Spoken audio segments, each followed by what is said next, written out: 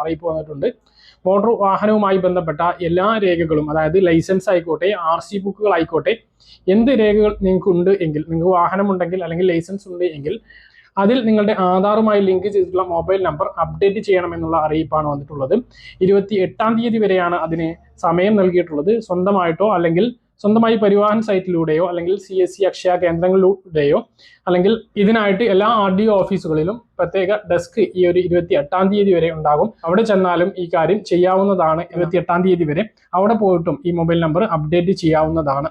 നിങ്ങളുടെ ആധാറിൽ mobile number link ചെയ്തിട്ടില്ലെങ്കിൽ അത് ചെയ്തതിന് ശേഷം വേണം ഈ കാര്യം ചെയ്യാൻ എന്നുകൂടി ഓർമ്മിപ്പിക്കുകയാണ്.